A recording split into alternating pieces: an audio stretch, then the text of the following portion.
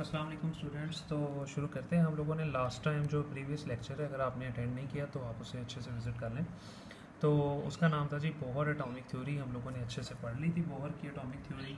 उसमें से मैंने आप लोगों को रीडिंग भी करवा दी थी, इंग्लिश मीडियम वालों को भी रीडिंग करवा दी थी और उर्दू मीडियम वालों को भी तकरीबन करवाई दी थी। उनका बस एक आखिरी पॉइंट ये वाला रह गया था, यहाँ तक मैंने उस दिन करवा दिया था।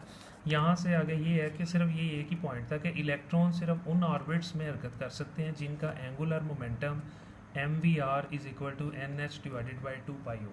तो mvr आपको पता है मोमेंटम की कीमत है।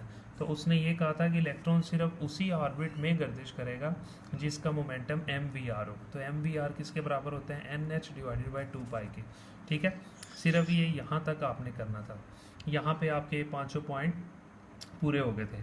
तो उसके बाद आज हम लोगों का जो नेक्स्ट टॉपिक है उसके बारे में हम लोग डिस्कस कर लेते हैं जी। सबसे पहले आपको बड़ा important long question previous year में भी आया था कि रदरफोर्ड की एटॉमिक थ्योरी प्रीवियस लेक्चर्स में आपने पढ़ी, नील बोहर वाली भी एटॉमिक थ्योरी आपने पढ़ ली थी। वो कह रहा है कि इन दोनों के दरमियान डिफ्रेंशिएट करें। 5 नंबर का बड़ा इंपॉर्टेंट लॉन्ग है जो आपको अक्सर एग्जाम में पूछता है, तो बहुत आसान है। तो शुरू करते हैं। सबसे पहले उसने ये कहा था कि जी इसकी बुनियाद जो है ना, रदरफोर्ड की एटॉमिक थ्योरी की बुनियाद जो है वो क्लासिकल थ्योरी पे थी, यानी उसकी थ्योरी का नाम जो है क्लासिकल थ्योरी था। जबकि नील बोहर की जो थ्योरी थी वो क्वांटम थ्योरी थी। क्वांटम का मतलब यहाँ पे ये कि क्वांटिटी के ऊपर थी, मतलब इनर्जी लेवल्स की, हर इनर्जी लेवल की क्वांटिटी होती है, वो इसके ऊपर थ्योरी थी। यानी इसकी बुनियाद क्लासिकल पे थी और इसकी बुनियाद क्वांटम पे थी। इसने ये कहा था कि इलेक्ट्रॉन न्यूक्लियस के गिर्द गर्दिश करते हैं, लेकिन ये नहीं था बताया कि कहाँ गर्दिश करते हैं। बस ये कहा था कि न्यूक्लियस के गिर्द गर्दिश करते हैं, बस इससे ज़्यादा उसने मज़ीद कोई बात नहीं थी की। जबकि इसने ये कहा था नील बोहर ने कि इलेक्ट्रॉन जो है ना न्यूक्लियस के गिर्द गर्दिश तो करते हैं लेकिन इनर्जी लेवल्स के अंदर गर्दिश करते हैं, मतलब मखसूस इनर्जी लेवल्स होते हैं। मखसूस इनर्जी लेवल्स वो तो आपको बड़े अच्छे से पता है कि हम लोगों ने प्रीवियस पढ़ा भी था। Energy level number 1, energy level number 2, जैसा कि ये मैंने आपको प्रीवियस लेक्चर्स में डायग्राम भी बना कर दी थी। इनर्जी लेवल नंबर 1, 2, 3, 4 इस तरह से। ठीक है, इसने ये कहा था कि इलेक्ट्रॉन जो है इन इनर्जी लेवल्स के अंदर गर्दिश करते हैं, प्रॉपर बताया था। फिर इसने ये कहा था कि ऑर्बिट्स के मतलब कोई तस्वर ही नहीं पेश किया। रदरफोर्ड ने कहीं पे भी शेल्स का, ऑर्बिट्स का, इनर्जी लेवल्स का कहीं तस्करा नहीं किया था थ्योरी के अंदर। मतलब इन ऑर्बिट्स के बारे में, ये शेल है ना, इन शेल के बारे में, ऑर्बिट्स के बारे में कुछ भी नहीं था बताया। जबकि इसने ये कहा था कि ऑर्बिट्स होते हैं और उनका एंगुलर मोमेंटम भी होता है, जैसा कि ये भी ऑर्बिट है, ये भी ऑर्बिट है, ये भी ऑर्बिट है। इनको उसने एनर्जी लेवल का नाम दिया और उसने कहा कि हर एक की क्वांटिटी अलग अलग है, इसकी एनर्जी अलग है, इसकी एनर्जी इसकी अलग है। ठीक है, उसके बाद उसने कहा था कि एटम्स को मुसलसल स्पेक्ट्रम जाहिर करना चाहिए। स्पेक्ट्रम का मतलब ये होता है कि मुसलसल उसके अंदर से रोशनी निकलनी चाहिए, इसने ये कहा था। वैसे इसका मतलब कुछ और होता है लेकिन आप इस तरह याद कर लें। इसने ये कहा था कि जी एटम को सिर्फ लाइन स्पेक्ट्रम जाहिर करना चाहिए। लाइन स्पेक्ट्रम का मतलब कि बिल्कुल जुगनों की तरह, जिस तरह कभी रोशनी निकल आई और कभी ना निकली, मतलब इस तरह से, ये होता है लाइन स्पेक्ट्रम। उसने ये कहा था कि मुसलसल निकलनी चाहिए। इसने ये कहा था लाइन शक्ल के अंदर थोड़ी सी लाइट निकली फिर ख़त्म, फिर इस तरह से लाइन स्पेक्ट्रम इसका बनना चाहिए। इसने एंड में ये कहा, सारा कुछ पेश करके इसने कहा जी एटम को ख़त्म हो जाना चाहिए, जान छोड़े एटम। और इसने ये कहा कि नहीं नहीं, एटम को ख़त्म नहीं होना चाहिए बल्कि अपने वजूद को बरकरार रखना चाहिए। यहाँ पे ये आपका एक पूरा लॉन्ग क्वेश्चन जी कंप्लीट हो जाता है। इस क्वेश्चन के अंदर वो आपसे इस तरह से पूछता है जी रदरफोर्ड की एटॉमिक थ्योरी और नील बोहर की एटॉमिक थ्योरी के दरमियान फ़र्क लिखें। लॉन्ग क्वेश्चन आता है तो आपने ये दोनों पॉइंट्स लिख देने। तो आई होप आपको अच्छे से समझ आ गया होगा। अब मैं जी इंग्लिश मीडियम वालों को रीडिंग करवा देता हूँ, जो कि बड़ा सिंपल है। ठीक है जी, उनका भी काम। सबसे पहले अगर हम बात करें तो रदरफोर्ड की एटॉमिक थ्योरी और बोहर की एटॉमिक थ्योरी के दरमियान फ़र्क। सबसे पहले वो कह रहा है it was based upon classical theory. वही बात कि ये जो है क्लासिकल थ्योरी पे डिपेंड करती है। इसकी जो बेस थी वो क्वांटम थ्योरी थी बोहर की।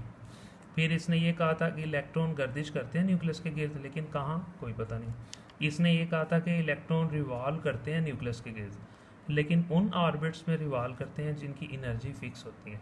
इसने ये कहा था कि इलेक्ट्रॉन उन ऑर्बिट्स में गर्दिश करते हैं, उनमें घूमते हैं जिनकी एनर्जी फिक्स होती है। यानी हर, आपको तो पता है ना, हर ऑर्बिट की एनर्जी फिक्स है, इसकी अपनी एनर्जी है, इसकी अपनी एनर्जी है, इसकी अपनी एनर्जी है। उसके बाद फिर इसने ये कहा था no idea about orbits was introduce. Rutherford ने कोई आइडिया नहीं था दिया ऑर्बिट्स के बारे में कि ऑर्बिट्स का कहाँ होते हैं, कौन से ऑर्बिट्स, कुछ भी नहीं था बताया। बस ये कहा था कि न्यूक्लियस के गिर्द इलेक्ट्रॉन गर्दिश करते हैं, उसके बाद उसने बात ख़त्म कर दी। इसने ये कहा था कि ऑर्बिट्स का एंगुलर मोमेंटम होता है, ठीक है, और प्रॉपर जो है ना सारा एंगुलर मोमेंटम का फार्मूला भी इसने दिया था कि वो mvr बराबर होता है NH डिवाइडेड बाई 2 पाई। इसने ये कहा था कि atom should produce continue spectrum. आपको आगे भी कहा है कि इसने ये कहा था कि मुसलसल स्पेक्ट्रम देना चाहिए एटम को।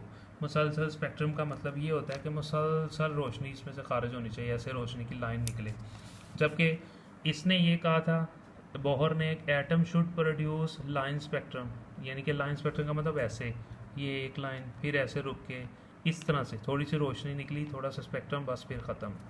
उसके बाद इसने ये कहा था जी एटम शुड कोलैप्स, एटम को ख़त्म हो जाना चाहिए। जबकि इसने ये कहा था कि नहीं, एटम शुड एग्जिस्ट, एटम को कायम रहना चाहिए। तो लो फ्रेंड्स, यहाँ पे आपका ये वाला टॉपिक भी कंप्लीट हो गया, रदरफोर्ड का एटॉमिक मॉडल और बोहर का एटॉमिक मॉडल। और thank you so much for watching this video.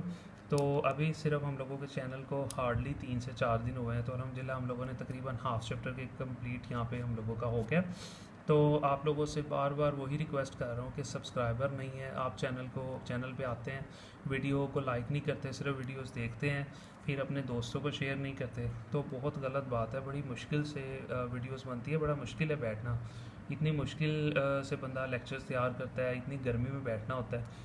तो सब कुछ आप लोगों के लिए कर रहा हूँ, तो बदले में आप देखें ना, चैनल को एक बटन दबा के सब्सक्राइब भी ना करें और आगे से उसको लिंक को शेयर भी ना करें जिसमें 2 मिनट लगते हैं, तो ये तो बड़ी गलत बात है, इस तरह नहीं करना चाहिए। तो मुझे आपके सपोर्ट की ज़रूरत है।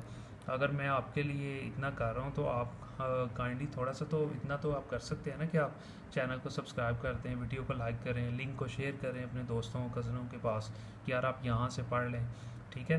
तो अगर आप ये कर देंगे तो बड़ी मुझे मोटिवेशन मिलेगी, बड़ी खुशी होगी कि आप लोग वाकई मेरा साथ दे रहे हो। तो मैं कोशिश करूँगा और अच्छे से वीडियोस बनाने की, ठीक है। तो मिलते हैं इंशाल्लाह नेक्स्ट वीडियो में जी। Thank you so much.